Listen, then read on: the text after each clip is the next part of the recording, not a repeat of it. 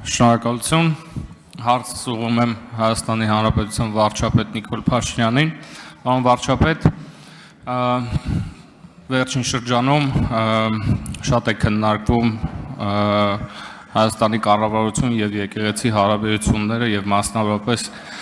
այն թեմաները, որ այսօր հիմնականում քննարկվեցին այդ թվում ազգային ժողովի ամբիոնից եւ հասարակական տարբեր շրջանակներում այս հարցը բնականաբար մեծ քննարկումների առիթ է տվել եւ այս քննարկումների շրջանակներում ամենահաճախ հնչող հարցերից մեկը նա է, թե ինչու է կառավարությունը հենց այս բանին որոշել է հարցերը բարձրացնել, որովհետեւ կա տպավորություն, որ այս խնդիրները մեր հանրության շրջանակներում վաղուց արդեն պարզ էին եւ հանրության լայն շրջանակներում արդեն տեղեկացված էին այն բոլոր խնդիրների մասին, մասնավորապես արատավոր խնդիրների մասին, որոնք կան մեր եկեղեցում։ Ես կխնդրեի այս հարցին անդրադառնալ։ Շնորհակալություն։ Հարցին կպատասխանի Հայաստանի Հանրապետության վարչապետ Նիկոլ Փաշինյանը, համեցեք պարոն վարչապետ։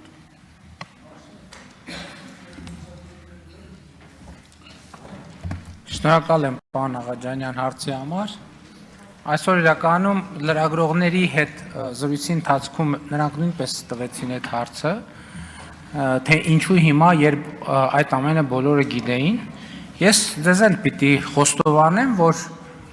ես երկար ժամանակ առանձնապես լուրջ չեմ վերաբերվել այդ բոլոր լուրերին, ինչի մասին այսօր ասում եմ, որովհետև դե մտածել եմ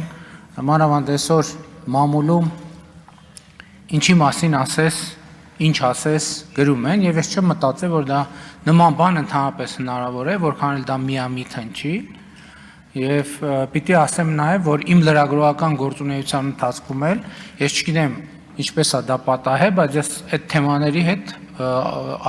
առնչվելու առիթ չեմ ունեցել, բայց ինձ համար մի բան է խոսակցությունը, մի բան է բամբասանքի ժանրին նմանվող ինչ-որ մի բան եւ բոլորովին ուրիշ բան է ապացուցելի փաստը։ Երբ որ իմ առաջ եղել է ապացուցելի փաստ, այսինքն ես արդեն չէի կարող համոզված չլինել այդ լուրերի ճշմարտացիության մեջ, որպես հայ առաքելական եկեղեցու հետևորդ, որպես մարդ, որ ունի հոգևոր կյանք, ինձ համար հարց էր, թե ինչպես պետքա ես վերաբերվեմ այս ամեն ինչին, եւ ինձ համար պարզ էր, որ ես այդ ամեն ինչին պետքա վերաբերվեմ համաձայն հայ առաքելական եկեղեցու ավանդի եւ կանոնների։ Եվ ընդ որում այսօր խոսում են նաեւ ընդդիմության ներկայացուցիչները, ասում են եկել են կուսության հարց են քննարկում։ Հարգելիներս, կուսության հարց չենք քննարկում։ Քննարկում ենք լեգիտիմության հարց։ Լեգիտիմության հարց, որովհետև 356 թվականին տեղի ունեցել Աշտիշատի ժողովը, որը մեր եկեղեցու համար սահմանել է կուսակրոնության դաս, որը պետք է պահի եկեղեցու ավանդը եւ պետք է ղեկավարի եկեղեցին։ Ընդ որում հիմա կուսակրոն քահանաները իրենք ունեն վերադաս աստիճան ամուսնացյալ քահանաների նկատմամբ։ Հիմա ամուսնացյալ քահանաները ամուսնացած մարդիկ են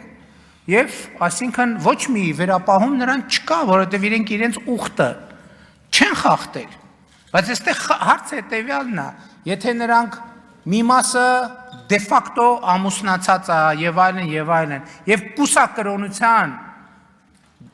բերումով ղեկավարում է ամուսնացյալ քահանաներին, բայց ինչի է ղեկավարում։ Ընդհակառակը ամուսնացյալ քահանաները այս համատեքստում եւ հոգեվոր եւ բարոյական առումով շատ ավելի բարձր են, որովհետեւ նրանք իրենց հոգեվոր ուխտը չեն խախտել, քան նրանք, ովքեր իրենց հոգեվոր ուխտը խախտել են։ Ընդ որում ես էլ եմ ասում, ես հիմա ինչ գրում եմ եւ ասում եմ, ես այն երկրորդ գիրքը չբերեցի, Ես ամեն ինչը, ինչ նախադասություն ասում եմ, հիմնավորում եմ հայ առաքելական եկեղեցու կանոններով։ Հիմա իմ ձեռքի տակ է, օրինակ, 2020 թվականի հրատարակության Մայրաթոր Սուրբ Էջմիածնի հրատարակության համաբարբար կանոնագիրք հայոց կոչվող կանոնների ժողովածու, որտեղ հստակ սահմանվում է, թե կուսության ուխտի զանցառման պարագայում ինչա տեղի ունենում։ Չէ, բանում կոչվում է կուսության ուխտ, այդ ամեն ինչ իրար հետ կոչվում է կուսակրոնություն։ Կուսության ուխտ։ Տենց է կոչվում։ Եվ հստակ սահմանված է, թե ինչա տեղի ունենում։ Ես դες ընդ որում այն մյուս հայոց կանոնագրքում տասնյակ հոդվածներ կան, ես մի օրինակ վերեմ։ Ուրեմն կանոնագրքի կանոն անկյուրիա կոչվող ի կանոնը ասում է հետևյալը. նրանց մասին, որոնք չափահաս են դառնում եւ խոստանում են կուսությունը պահել եւ դրժում են խոստումը հոգեվորականների մասինը, շնություն անելով, այլևս կույս չեն կարող համարվել։ Այսինքն կույս չեն կարող համարվել, կուսակրոն չեն կարող համարվել, եպիսկոպոս չեն կարող համարվել, աբեղա չեն կարող համարվել, վարդապետ չեն կարող համարվել, կաթողիկոս չեն կարող համարվել, որովհետև այդ բոլոր պաշտոնների համար պարտադիր է կուսության կամ կուսակրոնության ուխտը։ Այլևս կույս չեն կարող համարվել, այլ նրանց նման կլինեն, որոնք երկու կին ունեն։ Եվ նրանց համար սանվանվելու է 2 տարի ապաշխարություն եկեղեցուց դուրս, այսինքն նրանք պետք է դուրս մղվեն եկեղեցուց, եւ մտնելով եկեղեցի 1 տարի ապաշխարողների հետ լինեն, տեսնել ապաշխարության ջերմությունը եւ հաղորդ լինել օրենքներին, բայց քահանայության օծմանը չպետք է մերձենան, այսինքն քահանայական գործունեությունը արգելված է նրանց իրականացնել։ Ինչպես այն կույսերը, որ մերձենում էին ոմանց որպես քույրեր, սա արդեն իգական սեռի կուսակրոնների մասին ասում, այդպիսիներին պետք է արգելենք, որ այլևս նման բան չլինի։ Այս կանոնը, որը հայ առաքելական եկեղեցու արդարադատության նախարարությունում գրանցված կանոնադրությամբ ունի իրավական, պարտադիր իրավական ուժ հոգևոր պաշտոնյաների համար,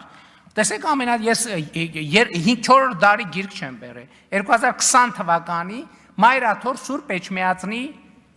պաշտոնական հրատարակություն կանոնների պաշտոնական ժողովածու։ Այս ժողովածուն ասում է, որ օրինակ Կտրիչ Ներսիսյանը կաթողիկոս չի ինքը իրավունք չունի հաղորդակցվել մեր եկեղեցու սրբությունների հետ, ինքը եկեղեցից կանոնը ասում է եկեղեցուց դուրս պետք է մղվի եկեղեցուց, եւ ինքը իրավունք չունի, եւ նրա կողմից սրբություններին դիպչելը անգամ սրբապղծություն է, այստեղ ընդդիմությունը մի ուրիշ բաներ էր ասում, կներեք շատ չեն, ասում եկել են եկեղեցու ներքին գործերին խառնվում են, Ժորժ ջան, այդ մեր եկեղեցին է, ո՞նց ենք մենք մեր եկեղեցու ներքին գործերին խառնվում։ Այդ մեր եկեղեցին է, այս մեր ուխտն է, այս մեր ավանդույթն է,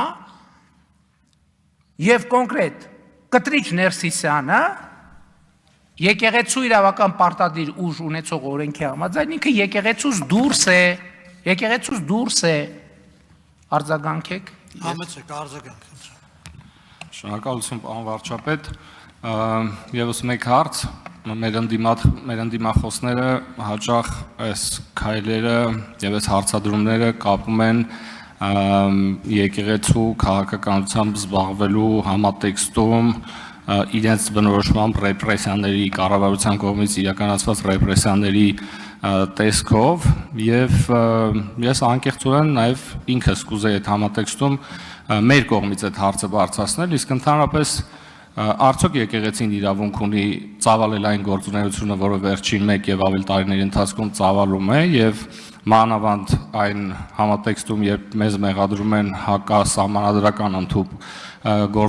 գործունեության մեջ, կուզեի անդրադառնալ եկեղեցի կառավարություն հարաբերություններին այս համատեքստում, այսինքն կառավարությունը մտնում է եկեղեցու ներքին գործերի մեջ եւ հակառակը եկեղեցին մտնում է քաղաքականության մեջ։ Պարոն Աղաջանյան, տեսեք, եկեղեցին քաղաքականությամբ զբաղվում էր 2020 թվականին։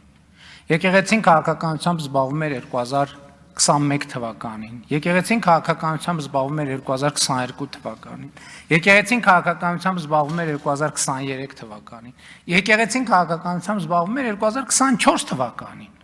Այդ հարցերի մասին ես խոսել եմ։ Չեմ խոսել։ Ինչու եմ հիմա խոսում։ Որովհետև հիմա ես առերեսված եմ փաստի հետ, որպես հայ առաքելական եկեղեցու հետևորդ եւ այո, նաեւ որպես վարչապետ, որովհետև չեմ կարող կիսել այդ երկու իմ բնությունները, առերեսվել եմ փաստի հետ, որ մեր սրբության սրբոցում տեղի ունենում պղծություն։ Հասկանում եք, ես տեղի իմ ոչ միայն իմ, բայց այդ թվում նաև իմ սրբության սրբոցում տեղի ունենում պղծություն։ Ես գիտեք, ես հոգևոր զգացմունքներ ունեցող մարդ եմ եւ դա երբեք չեմ էլ թաքցրել։ Ես ասենք Սուրբ Զատիկը եւ Սուրբ Ծնունդը ուղերձով եմ հանդես գալիս եւ սաղմոս եմ արտասանում։ Ես երբեք իմ հոգևոր զգացումները չեմ թաքցրել։ Եվ ես հիմա առերեսված եմ այս փաստի հետ։ Ես մի կողմից մեր եկեղեցին մեր սրբության սրբոցը, մյուս կողմից իմ ու Աստծո հարաբերությունները։ Չեմ կարող այս փաստը ուղղակի նայեմ, ասեմ, վայ, դիտորդ եմ ես չեմ կարող դիտորդ լինել, որովհետև մեր, այդ թվում նաև իմ սրբության սրբոցը գտնվում է պղծություն իրականացնող կուսակրոնության ուխտագիրը խախտած, ընդ որում կուսակրոն քահանաները բոլորը առանց բացառության, երբ որ կուսակրոնություն են ընդունում, իրանք մայրաթոռի խորանի առաջ ծնկաչոք տեքստ են արտասանում, երդվում են, որ չեն երդվում, որովհետև նոր կտակարանը ասում է մի երդվիր, ասում են, որ ուխտը ստանձնում են եւ խոստանում են, որ կուսակրոնության ուխտը ստանձնում են կամավոր եւ խոստանում են, որ կպահեն, հավատարիմ կմնան եւ կվարեն պարկեշտ կյանք եւ այլն եւ ստորագրում են այդ թուղթը։ Իրենք իրենց ստորագրած թուղթը խախտել են։ Ոնց կարանք մենք թույլ տանք, որ վեհարանում գտնվի մի մարդ, որը արհամարել է մայրաթոռ Սուրբ Էջմիածնի խորանի առաջ ծնկաչոք իր ստանձնած ուխտը, ոնց կարանք մենք դա հանդուրժենք։ Եվ ոչ միայն նա, ես համաձայն չեմ հանդուրժել դա։ Եվ բոլոր եմ փորձը, թե սա ընդեմ սա հանուն եկեղեցու է, որովհետև մայրաթոռ Սուրբ Էջմիածինը պետք է ուխտադրուժ երթմնազանց պղծաբարո ներկայությունից ազատվի։ Շնորհակալ եմ, կներեք, որ երկարացրիմ։ Չմոռանաք հավանել տեսանյութը եւ բաժանորդագրվել Civic AM-ի YouTube-յան էջին։